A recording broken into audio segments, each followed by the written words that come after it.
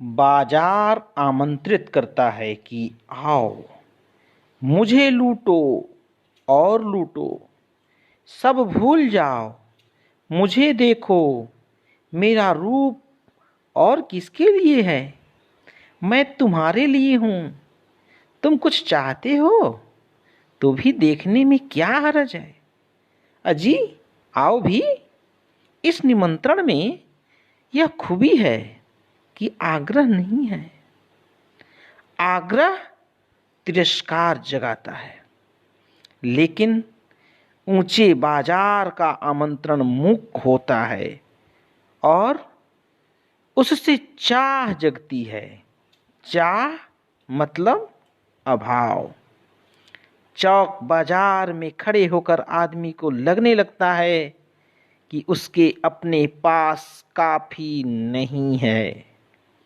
और चाहिए, और चाहिए। मेरे यहाँ कितना परमीत है और यहाँ कितना अतुलित है।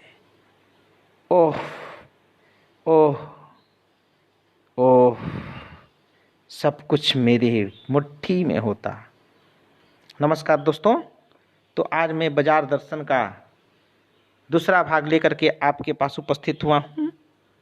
आपने बाजार दर्शन पाठ में अभी तक जो पढ़ा उसमें आपने पढ़ा बढ़ता हुआ उपभोक्तावाद, बाजारवाद का प्रभाव, बाजार का जादू और लेखक की राय। अब बच्चों हम आगे पढ़ेंगे जीवन को श्रेष्ठता से जीने की कला और बाजार की सार्थकता और मनुष्य। इन दोनों विषयों पर हम चर्चा करके आज का पाठ समाप्त करेंगे। तो चलिए शुरू करते हैं। जीवन की श्रेष्ठता से जीने की कला कैसे विकसित करते हैं?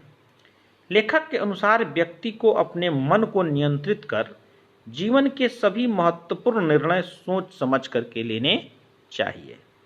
लेखक के अनुसार चूर्ण बेचने वाले भगत जी का जीवन एक आदर्श जीवन है। भगत जी का चूर्ण इतना लोकप्रिय है कि यदि वे उसे व्यावसायिक दृष्टि से बेचते तो माला माल हो जाते। किंतु भगत जी निश्चित समय पर अपने घर से निकलते थे और जब तक उनके चूर्ण की बिक्री से 6 आने की कमाई हो जाती थी तभी तक वे चूर्ण बेचते थे। फिर इसके बाद वे मुफ्त में ही चूर्ण बालकों में बांट देते थे। उन्होंने कभी भी अधिक कमाई करने की नहीं सोची। भगत जी का भले ही अक्षर ज्ञान शून्य हो किंतु लेखक उन्हें विद्वान मानता है। भगत जी को बाजार का चकाचौंध भी अपनी ओर आकर्षित नहीं कर पाती क्योंकि वह एक विवेकपूर्ण निर्णय लेने वाले व्यक्ति हैं। कई बार यदि कोई मोटर धूल उड़ाती हुई जाती है तो हम सोचते हैं कि काश हम भी किसी अमीर व्यक्ति के यहाँ पैदा होते और हम भी कार में जाते, किंतु यह सोच भगत जी को अपनी ओर नहीं खींचती। बच्चों, भगत जी जितना मन में आता था उतना ही कमाते थे। जितनी उनकी ज़रूरत थी उतना ही वह पैसा कमाते थे। यदि चाहते तो बहुत बड़े बिजनेसमैन बन सकते थे, लेकिन वो ऐसी चाह लेकर के बाजार में नहीं जाते थे। भगत जी के पास ऐसा कौन सा बल है जिससे उनके सामने तमाम व्यंग शक्ति असफल हो जाती है? लेखक उस बल को कोई नाम नहीं दे पाता। ऐसे व्यक्तियों में आध्यात्मिक, आत्मिक, धार्मिक या नैतिक बल होता है। वास्तव में केवल निर्बल व्यक्ति ही धन की ओर झुकता है। इसके बाद बच्चों देखते हैं कि बाजार की सार्थकता और मनुष्य। किस तरह से बाजार की सार्थकता पूर्ण होगी? लेखक के अनुसार बाजार की सार्थकता वही व्यक्ति दे पाता है जिसे यह पता होता है कि उसे कब, क्या और कितना खरीदना है। अनावश्यक वस्तु एक खरीदने वाला व्यक्ति परचेजिंग पावर के गर्व में बाजार की शैतानी शक्ति और व्यंग शक्तियों को ही बढ़ावा देता है। इसके अलावा लेखक ने अपने दो मित्रों के उदाहरण दिए हैं।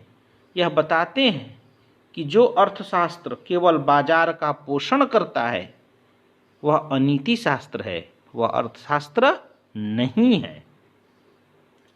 यह उपभोक्ताओं को दुख, गरीबी तथा ईर्ष्या देता है। ऐसे बाजारवाद को लेखक गलत मानता है। ऐसे में लोगों की आवश्यकताओं का आदान प्रदान नहीं हो पाता, अपितु शोषण और कपट को बढ़ावा मिलता है। इस प्रकार से बच्चों बाजार दर्शन का निष्कर्ष क्या होगा, एक बार देखते हैं। संपूर्ण पाठ का निष्कर्ष। इस पाठ में लेखक जिनेंद्र कुमार बाजार की जादुई ताकत से पाठकों को परिचित कराते हुए उससे सतर्क रहने की आवश्यकता पर बल दिया है। लेखक के अनुसार आज बाजार की चकाचौंध हमें अपनी ओर अत्यधिक आकर्षित करती है, लेकिन लोगों को अपनी आवश्यकता अनुसार ही चीजें खरीदनी चाहिए। लोगों को सोच समझकर बाजार का उपयोग करना चाहिए, या भगत जी के माध्यम से लेखक ने हमें बताया है। जिनेंद्र कुमार इस महत्वपूर्ण निबंध में गहरी वैचारिकता एवं साहित्य सुलभ लालित्य का दुर्लभ संयोग प्रस्तुत किया है। इस पाठ के माध्यम से जिनेंद्र स्पष्ट संदेश देना चाहते हैं कि बाजार की अनावश्यक चमक दमक में फंसने से असंतोष, तृष्णा और ईर्ष्या का शिकार होने की संभावना बढ़ जाती है। इस संदेश को उन्होंने कहीं दार्शनिक अंदाज में व्यक्त किया है तो कहीं किस्सागों की भांति यानी किस्सा सुना करके। इस तरह से बच्चों बाजार दर्शन पाठ में हमें अपनी आवश्यकता के अनुसार ही बाजार से चीज़ें लाना चाहिए, अधिक नहीं लाना चाहिए। तो इस प्रकार से इस पाठ की समाप्ति होती है। अगला वीडियो, अगला पाठ